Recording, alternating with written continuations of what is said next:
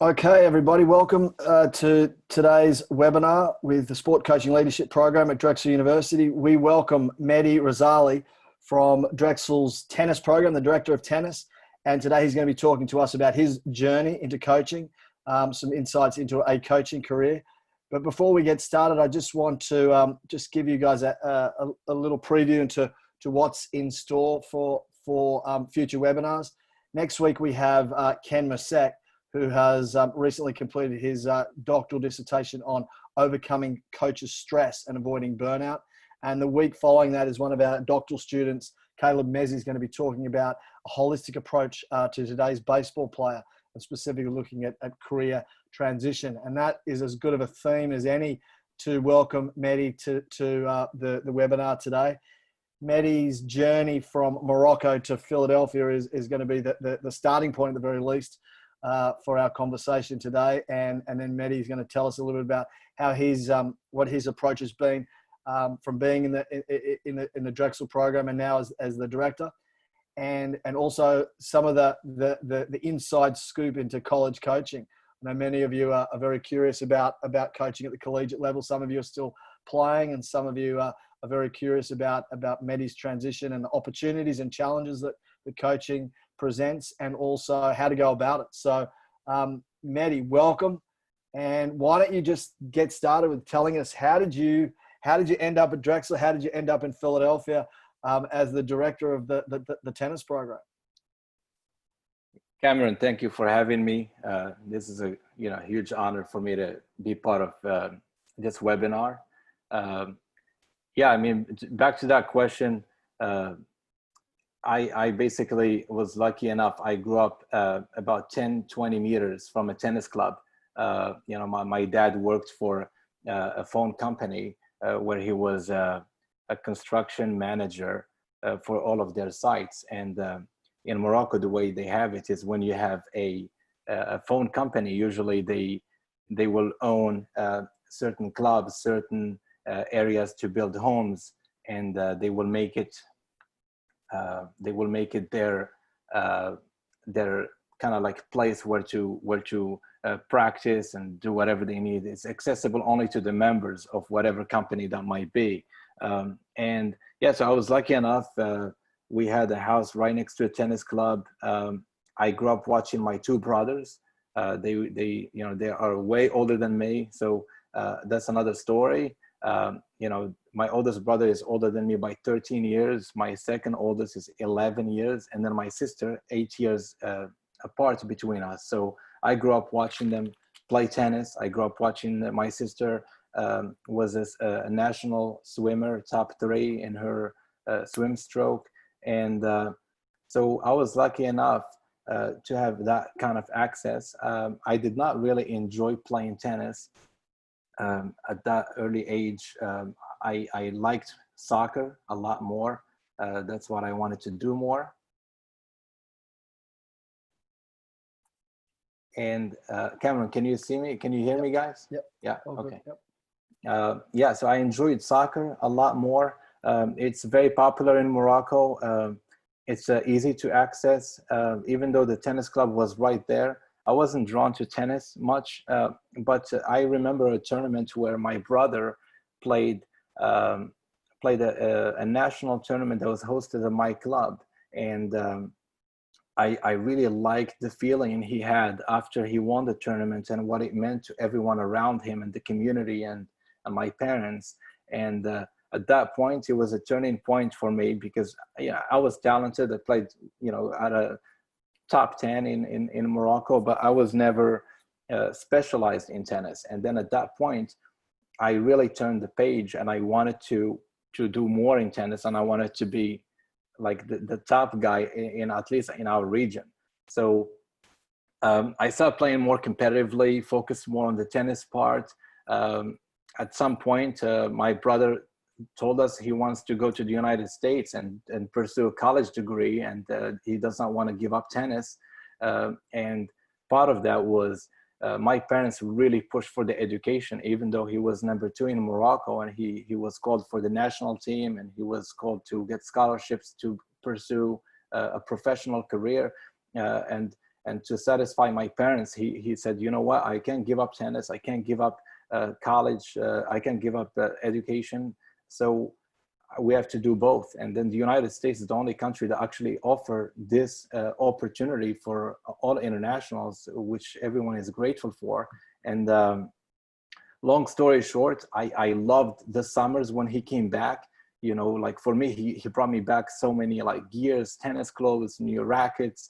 I was more drawn into that as a 15, 14 years old boy. And then I was just kind of inspired by it, and I decided to do the same thing as him. My other brother is currently a surgeon. He's a pediatrician at a cardiac unit in Morocco, and he also played tennis. And he decided to go that route and then play tennis more occasionally during tournaments, even though he was also called for the national team. So we all had to make tough decisions along the way. As you can tell, education has been a big priority, not only for my parents, but also for us. And I wanted to do what my brother did. He got a scholarship to Radford University, and he played at the national level in collegiate athletics. And I kind of knew all the tools to make it happen. The only thing that was an obstacle for me was I didn't speak any English, back then. And it was tough for me to score high scores to go to a big school in Division I. I was lucky enough, again, another opportunity came. It was a huge ITF tournament in Rabat, in Morocco, and the Alabama coach was there. He watched my neighbor, who was 21 in the nation at the time, in the world at the time, ITF, and they are recruiting him.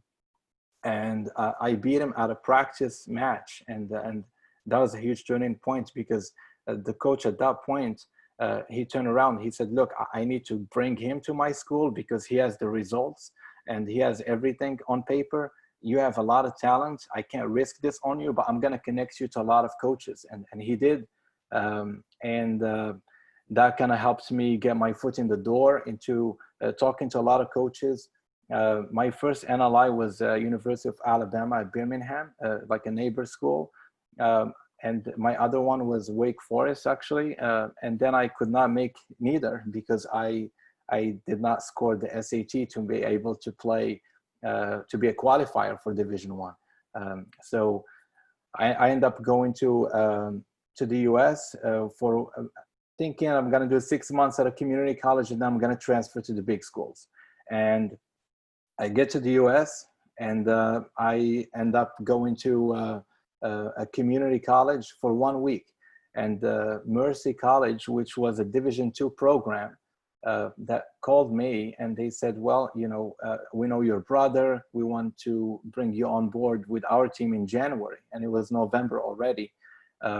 They watched me play. I had the requirement to go to Division II. I went there for 1 year. And I told the coach at the end, "Look, I like the school. I like everything." We were 12 in the nation. Unfortunately, they cut the program. But before that, I told him, I want to go to Division I. I want something a little bit different than this, because I had to be in Manhattan. I did not have the life of a student. And it did not feel like what I expected. So I transferred to Drexel. And that's where the journey started, and I think I've been here for probably 12 years as a student and assistant coach and head coach and director of tennis. So that's, I kind of give you like the brief part to how I end up at Drexel. Well, in this time of adversity where we look around and everything's changed and for college seniors, for high school seniors, they're sort of looking at things that have been taken away from them. And I think to hear your story of falling in love with a sport like soccer, and now you're a tennis player, I think is one of those really significant formative moments. But to think that you're at one program where they cancel the sport, and then you end up finding Drexel, to me is, that's really inspiring. And so to connect that, what was it about Drexel that that pushed you to go there? You had other options. you clearly had worked hard enough on your English in those first few years to make some progress. What was it about Drexel that tipped you over? You know, networking and relationships, it's a big one for us in our team and in athletics in general at Drexel. And it's all networking. And I had two players that I knew from Morocco, from back home. We grew up together, competing in national events, and they both came to Drexel. They were also connected through other Moroccan people. I mean, at the end of the day, I think Laura White is here with us on the call. You know, she had a couple Moroccan players in the past when she coached the team, and I think that kind of helps. It created a pipeline, you know, with Morocco, and we always had like someone from Morocco in the team. So they connected me with the coach at the time. It was Omar Lalej and Zinab Hilali, two players, and they helped me get my foot in the door. And then I got a reply from the coach. I spoke with the coach at the time, and I had to study very hard to meet the requirement to go to Drexel. You know, I was lucky enough. I got an academic scholarship and an athletic scholarship. You know, a combination of both helped me afford being at Drexel and make the transition from New York to Philadelphia, which was completely a very cool transition, because when I got here, everything was a lot easier, because when I lived in New York, freshman, I think I was 18, 19 years old. Division II regulations, I was the youngest in the team. My doubles partner was like 26, 27 years old. Everyone was working. They had night classes. Everyone was teaching in academies and doing, you know, their thing to be able to pay rent in New York. And I worked at a factory, you know, a towel company, where you get towels and then you write names in it, like you put the monogram, you write the name based on the order, and then I ship it. So the person I worked for had an e-commerce. It was an e-commerce professor, and that's what he did from a warehouse, and he paid me like $300 a week, and it was incredible to make $300 a week. It was phenomenal for me, and then on top of that, I was stringing rackets at all the clubs in Manhattan. I had a bike. I would hop on my bike and I would pick up rackets from all these clubs and bring them home, because we had a stringing machine for the team, and I would string rackets and make $10, $9 off a racket each time. Yeah, so I was making it. I was really trying to survive in New York while competing, and competing in weekends and practicing at 6 a.m. So I have the whole day to do what I need to do to survive. So when I came to Drexel, now I'm in a dorm. I have a cafeteria to go to. I have an athletic department that cares about me. I have teammates. So I'm like, you know, this is a dream come true. Like I could never, you know, anticipated anything like it. So yeah, so that started the sophomore year, junior, senior, and coming in with the qualities I had. I think New York helped me mature at an early age. And when I got there, I wanted to play at a high in the lineup. I wanted to be respected because of the values I'm going to bring in. And so people that were in the team, it was not easy for them to keep up with me at the time, because I wanted to be the captain. I wanted to lead. And I had, you know, I didn't believe in age. You know, I didn't believe a senior has to lead a freshman or anything of that matter. So I came in trying to do anything in my power to help the team and be a guy that can help change the culture or whatever was in place. So already, for those that don't know you on the call, you know, there's a work ethic of being highly motivated, definitely a work ethic that will do essentially whatever it takes. Why coaching? Of all the things that you could have done, you've had all these amazing experiences. Why did you, what was the tipping point that got you into coaching? Yeah, I mean, my family was not happy in the beginning. It was tough because Yeah. coaching in Morocco, you don't need a degree. You know, you can be a good player and then you hop on coaching. You can get a lot of certifications, and here you are. You know, I majored in marketing and finance, and I did a master's in sport management. You know, I'm taking currently classes in the MBA program at Drexel, in the entrepreneurship and innovative management.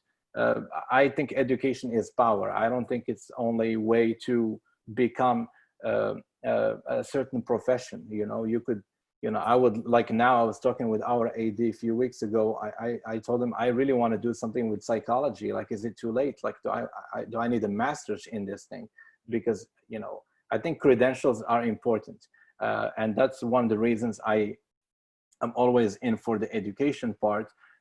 But why coaching? I think the co-op program helped me figure that out a little bit at an early age, and also coming from a family that played tennis, and my brother in Connecticut, he's a director of a country club, and I worked under him for every summer to make some pocket money before the academic year starts. So I like the feeling of helping people. Like it could be a rich client in front of me, and they leave happy because they could hit a forehand over the net, or it could be a player that does not have any, that has a lot of financial difficulties and want to do something with tennis, or it could be our players in the team. I think I did it for the feeling. I enjoyed the process of overcoming something difficult. Not that you don't have that in the real world, like in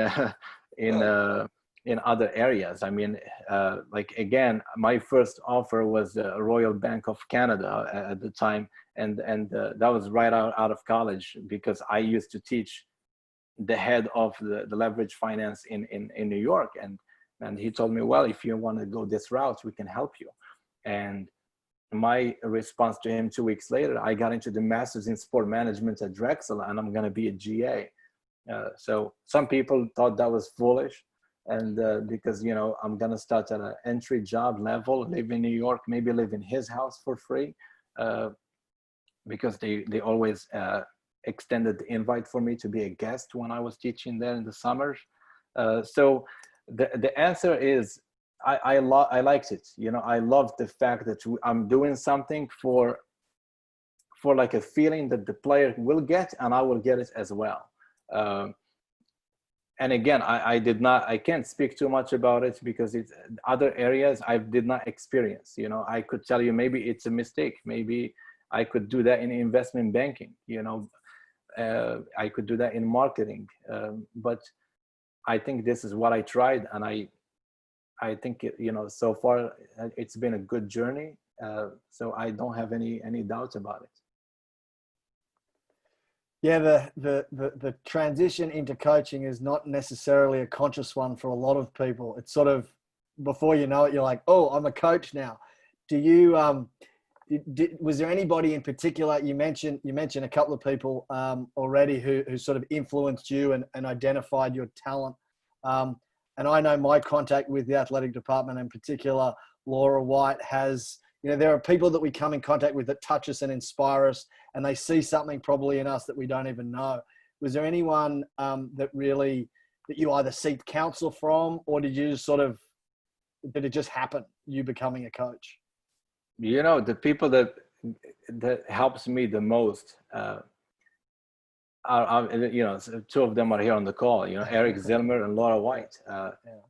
I don't think, if it wasn't for them, like, I don't think I will be where I am now, because first of all, I was 23 years old.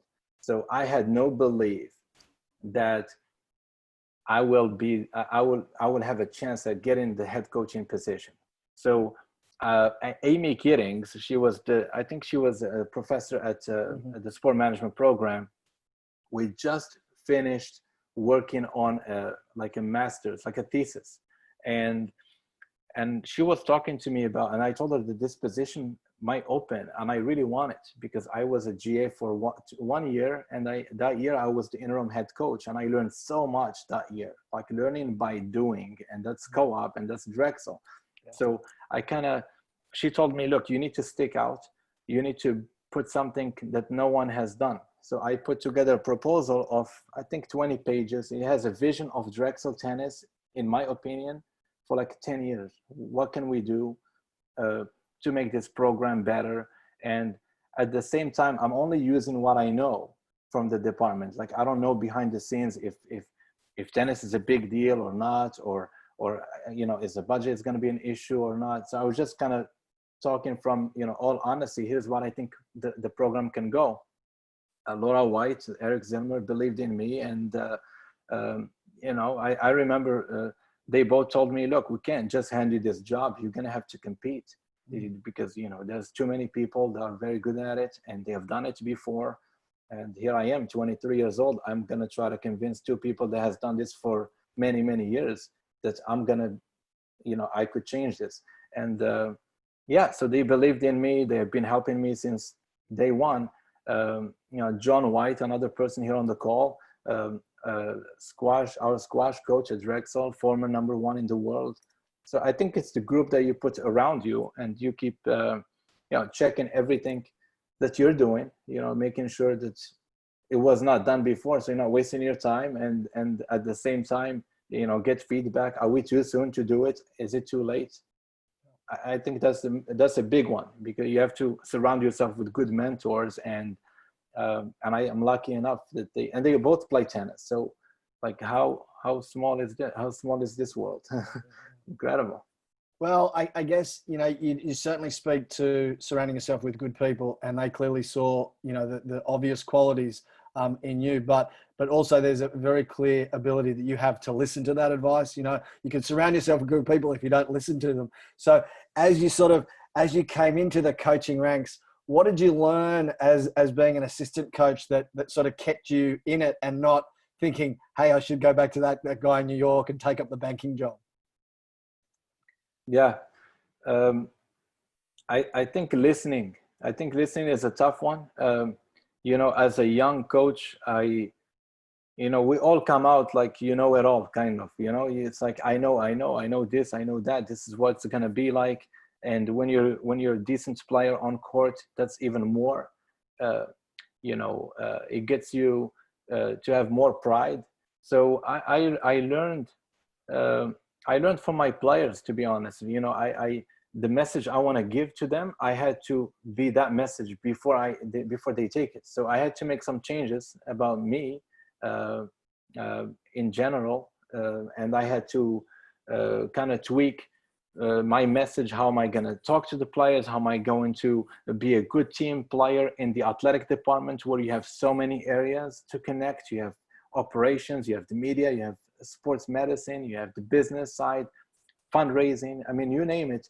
You have to be a team player in all of these areas. So as an assistant coach, I think learning how to work with every department in a respectful and professional manner, and also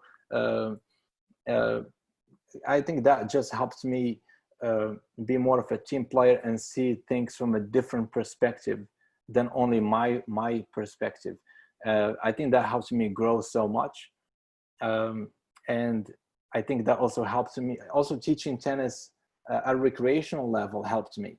You know, when you're teaching CEOs and lawyers and like all these people that are so successful, you can tell who has high ego and who does not. You know, and I think for me, learning from the best CEOs and how they are willing to listen to a coach, just to pay attention to, like, fixing a forehand or a backhand or whatever, but they know more in other areas. So I think that really helps me learn a lot more about myself and how to approach the game. And I used to watch tons of documentaries on how to approach this coaching career, and go to a lot of webinars, a lot of conferences, all over the nation, ITAs, USTA High Performance. I wanted to be, and I was always the youngest guy in the room, and all these guys are director of tennis or general manager at a country club, whatever that might be. I wanted to be there because I wanted to know what things I should be doing. And then I will filter it and tailor it to Drexel Athletics. Would it work here? Yes, no. I will have meetings with, Laura White, Eric Zelmer, everybody that is involved with this process, and then we'll go about it. So to your question, I think listening and communication are the biggest tools I learned from assistant coach position, and doing my role the right way. Because when you're an assistant coach, you have to be a very good follower, even if you know it all. And that applies to other roles that you're going to have in any position in the world. You're going to have to follow leadership regardless. Do you agree or you don't agree?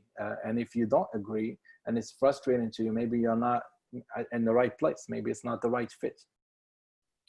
Yeah, you mentioned the plan that you wrote out in the sport management course, and I think that's, again, that's a credit to your ability to sort of take the time to think about it. And to Eric Zilmer's comments here, and I can't ignore this one. Kudos to Laura White, because she's one of the first person I met in the Drexel Athletic Department as well. She is an amazing mentor, and great to see, Mehdi, you being able to have that perspective, because as we know, there's a big imbalance with female role models at the coaching and the administrative level. And I think Laura does an extraordinary job of laying that foundation, and she creates really special relationships. And I think, to that end, it really speaks to the culture that Eric and Laura and all of you sort of not only buy into, but speak to.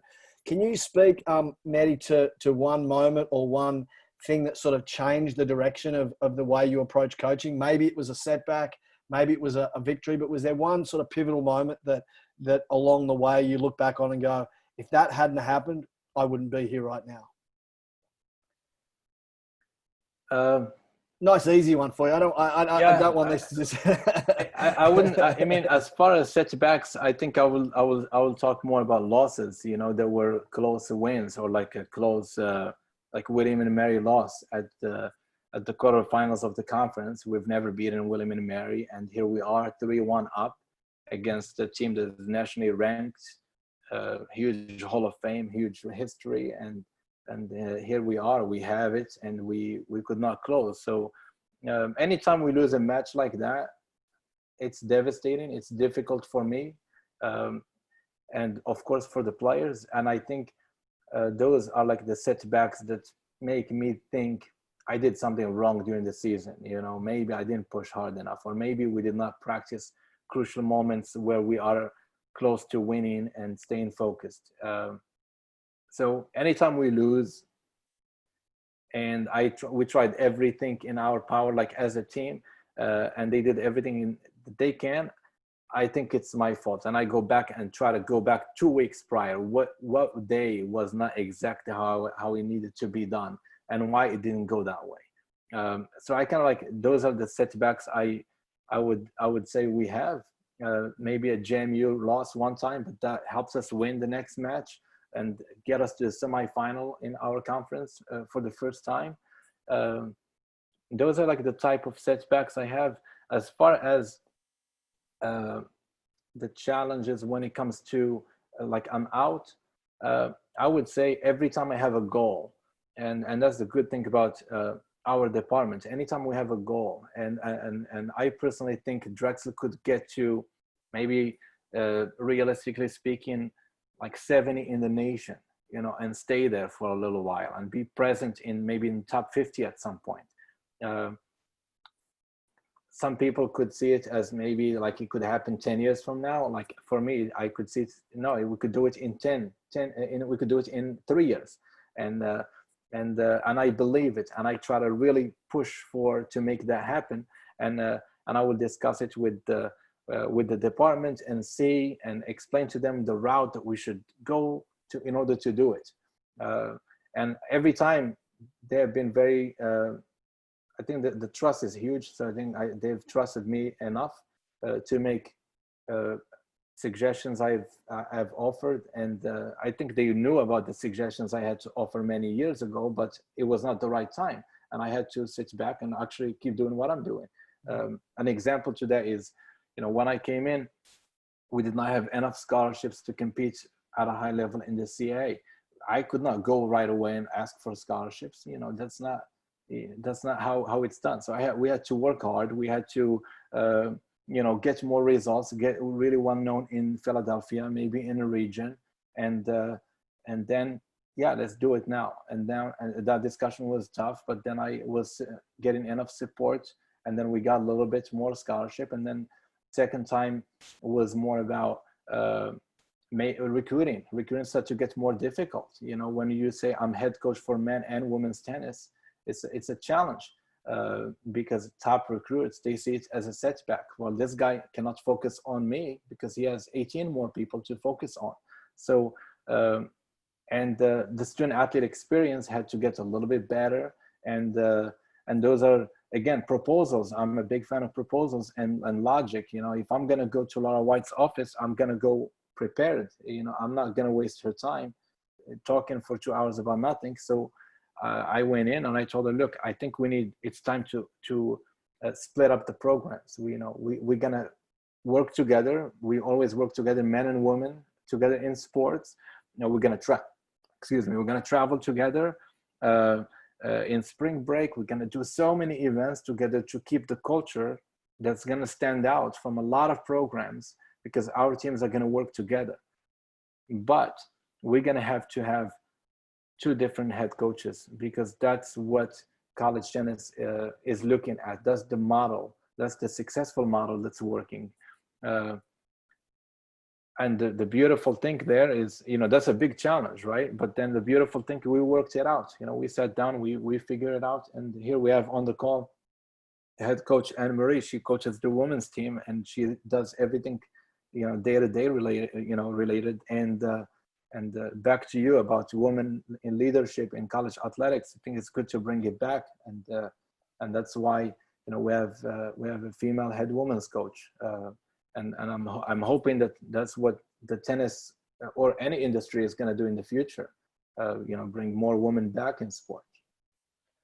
What's your advice to players that come to you and say, "Hey, look, I'm interested in getting into coaching"? What do you say to them? I think there's too many routes. I think if a professional is coming to me and saying, I want to get into coaching. These days, I think it's more difficult for college coaches that played college tennis or had an okay tennis experience, because the professional players are hopping into this industry. It's a good lifestyle. It's fun, and you're a mentor of young players, and it's just a great experience. So now more than ever, you have professional athletes coming back to this, and that for that group, I think they come in, they go straight to an assistant coach at a Power 5 school. They work hard, they understand all these measures, and then they become a Power 5 school coach. That's if they come from the ATP Tour or WTA. If you're coming from mid-major or like a Power 5 school, maybe you're going to do a volunteer at a Power 5, and then go that route. And then you have mid-major players that played mid-major. They might have to serve as an assistant coach or maybe a volunteer, and really understand it, and then go up the ladder like slowly. It's not a sprint, and this is very important for young coaches. I know a lot of people that are like, I want to become head coach and in Division 1, but how many years are you willing to put in to be the number 2 guy before you're the number 1 guy? And I think it's important to understand those steps. So my advice is, pick the right culture. Don't pick Power 5, mid-major, small school. I understand there's different pay grades and all of that. I get it. But if you're going to prioritize on the money side, I think it's going to be very difficult route to get to your goal. I think it's very important to focus on the journey that you're going to have, and work very hard at whatever you're going to do, and do your role very well, and work for someone who knows a lot, because it's important.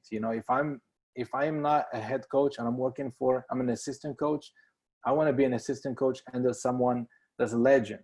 And if I'm a head coach, I want to be under an administrator that knows, tennis, and so on. So know the culture well, and then work hard and follow those steps, and then factor in your family and what you want to do. If you're single or married, you have to factor in your significant other in these decisions. So I think that would be my advice. Awesome. Because I think, it's such an easy time, particularly right now, where you can get distracted by doing a lot of little things and not doing anything well. And so that advice of focus on one thing and do that at the highest level, whether it's being a volunteer, being an assistant coach, being a good leader it's superb advice.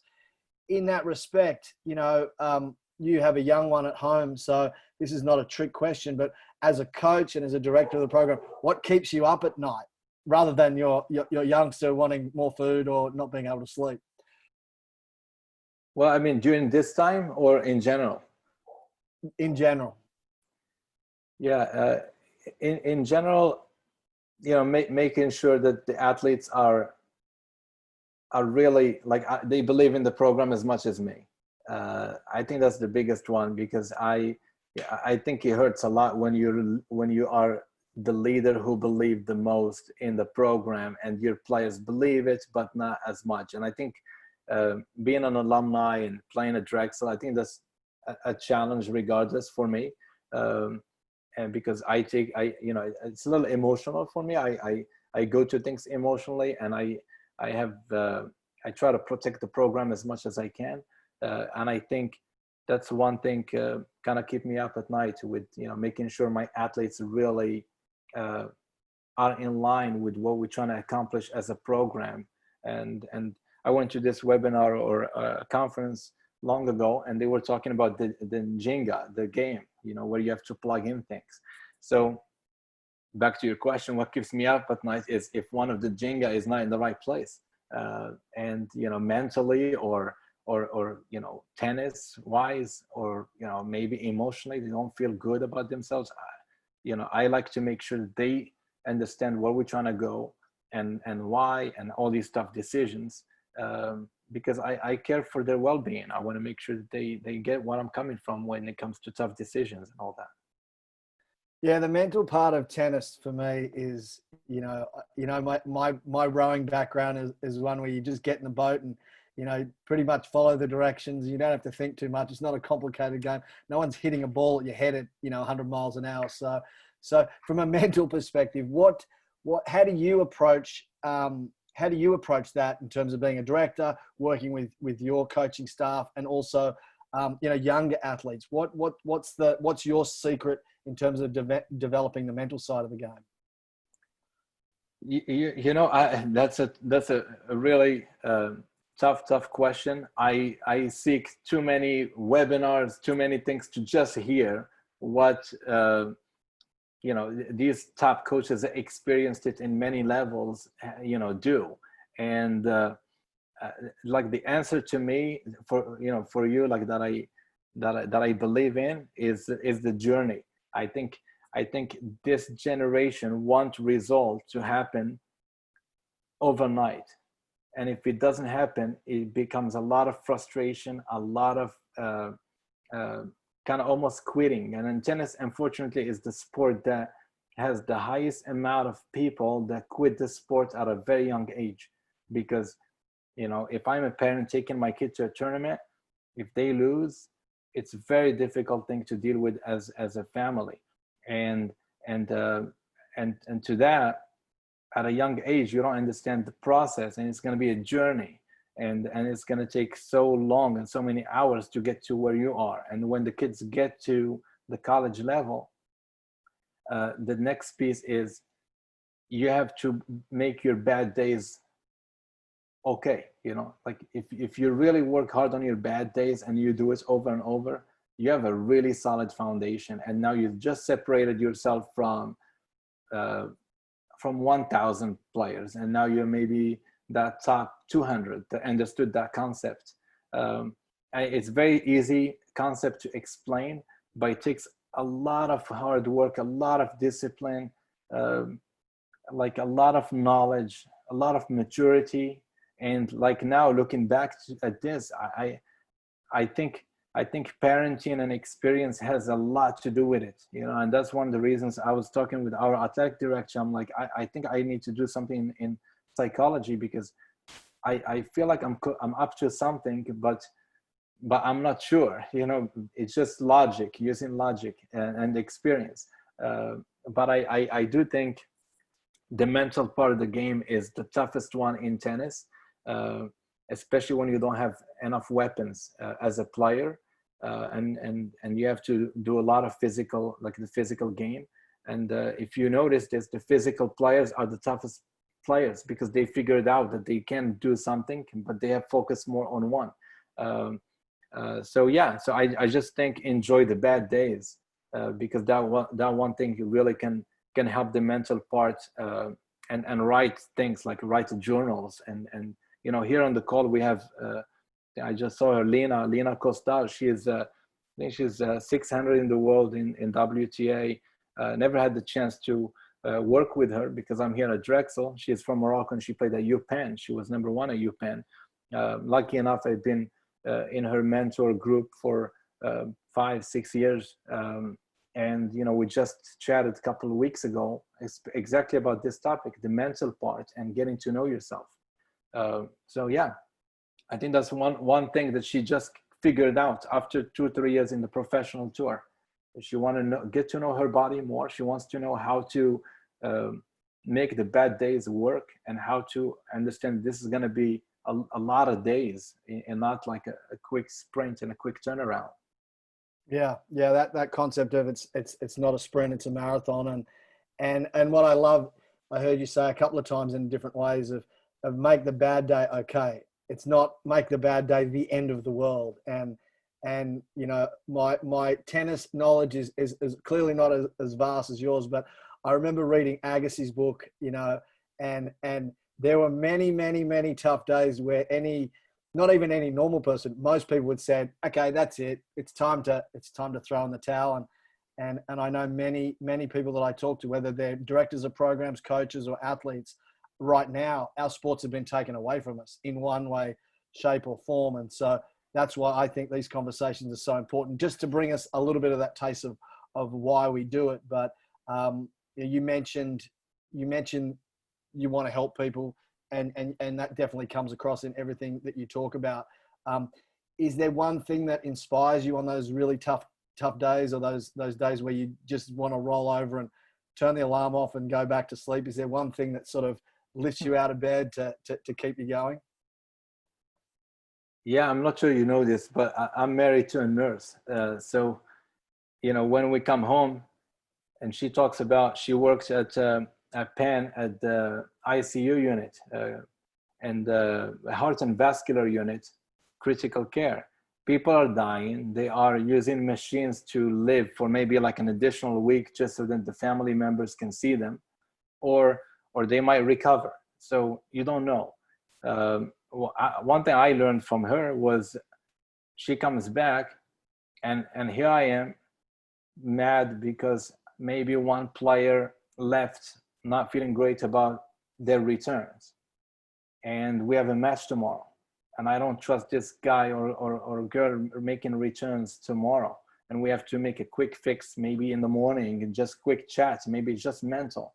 And I'm like trying to figure out that the whole match could become critical because of that one player in that day, and we were relying on him or her. So when I talk about that, before I talk about it, she just kind of comes in and she talks about tough day at work, and she talks about families crying, they had to say goodbye to their family member.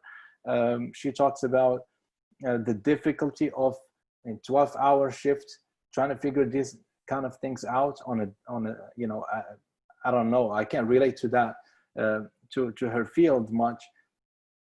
And then I just wake up and realize I am just frustrated about a return. Like, one person just died, you know, this afternoon, and my wife was in the room. I have to be a good husband now and make sure I'm the one making dinner, and make sure she gets, a good night of sleep, and then we're back to neutral as a family before the next day starts.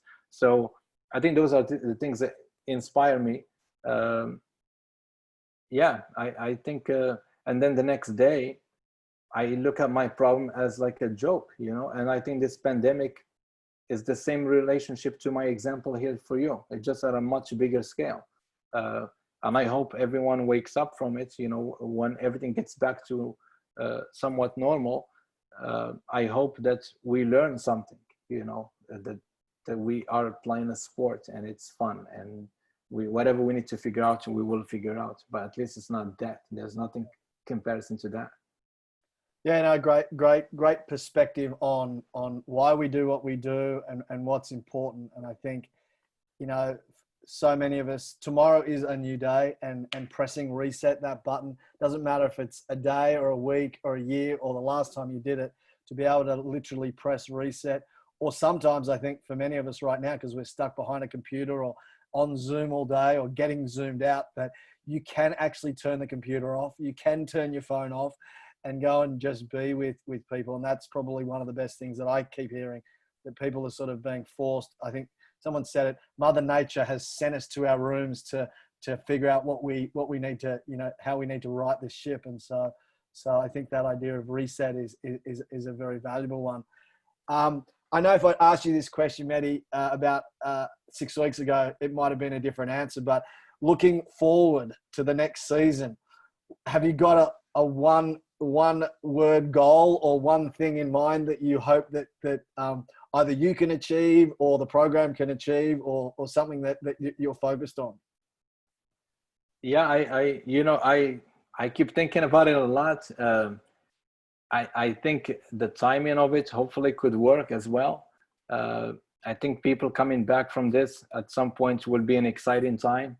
I think the energy level is going to be much different, just because we went through this, pandemic, and still going through it. And I have a feeling that,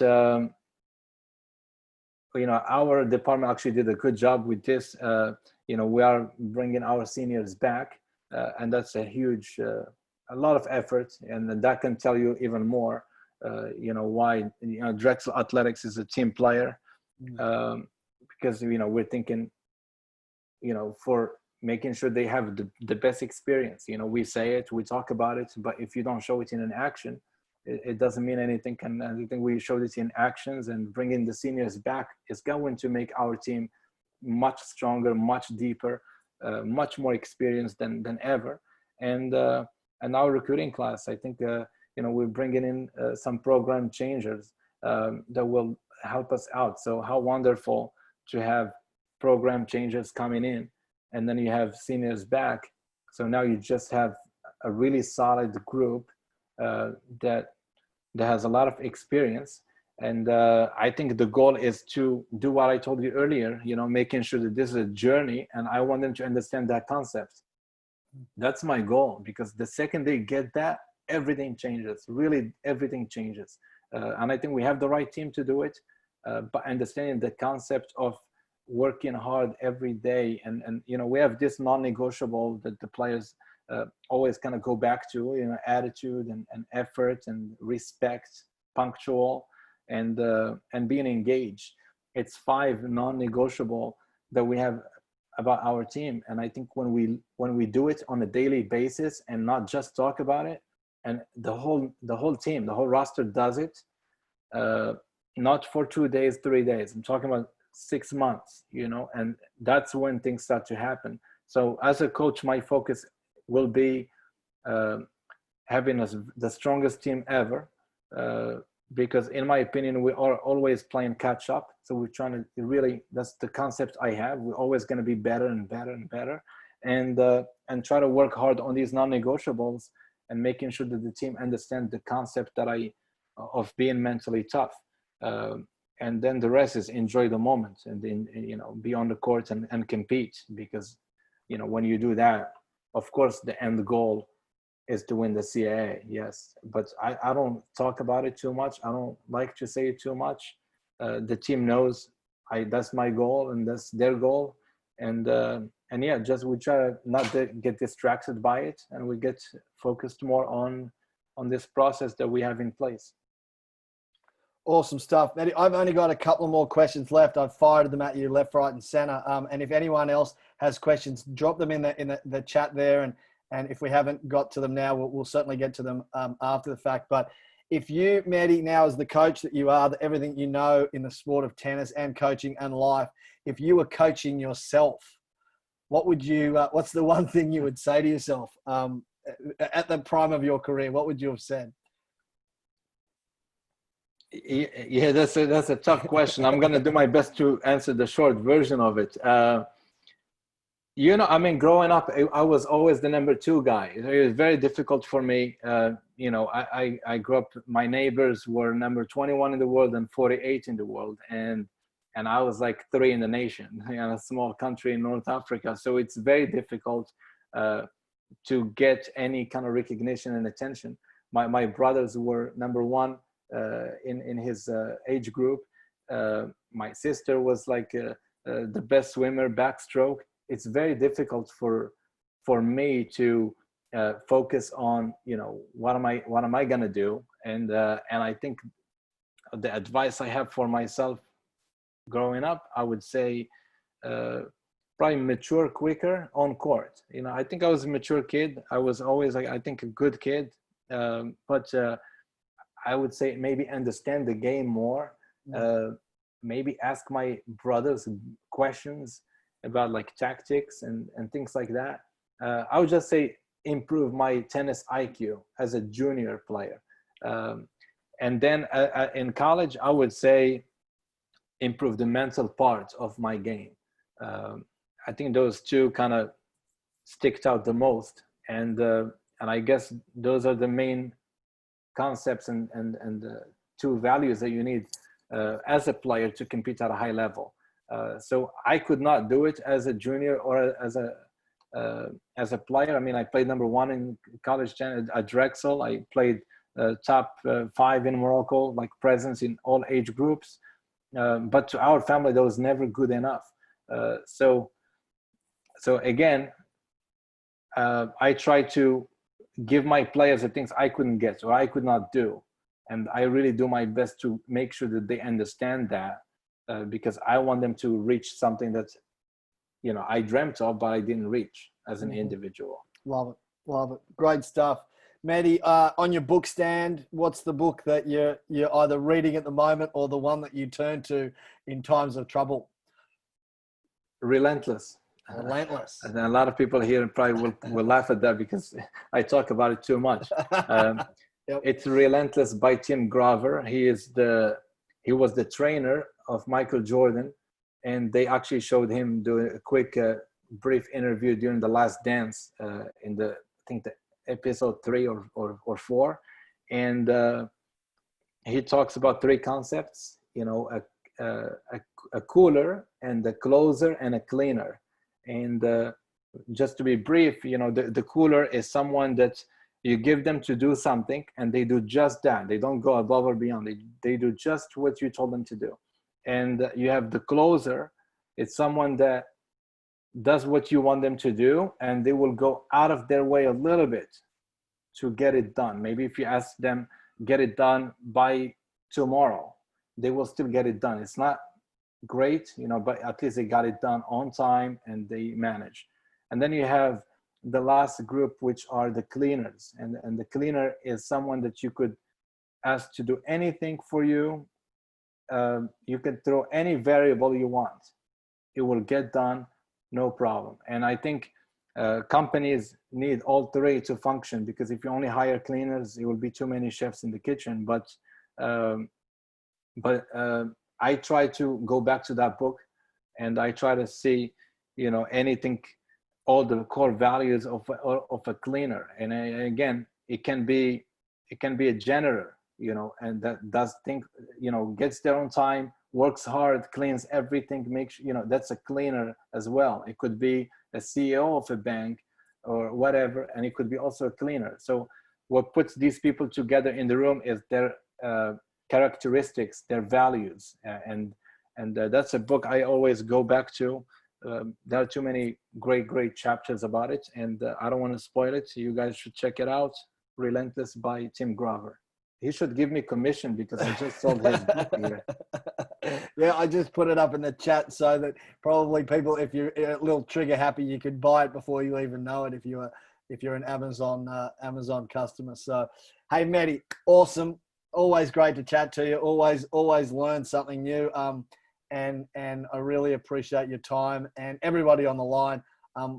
Thanks, Mehdi, for your expertise, your honesty, and looking forward to catching up with you down the track. And maybe we start the next webinar with you looking at the book and some takeaways, and maybe we can pull apart some of the other really inspiring things that have shaped you as a coach and keep you going. So appreciate it, man. Just as we finish off, I just want to share with you all.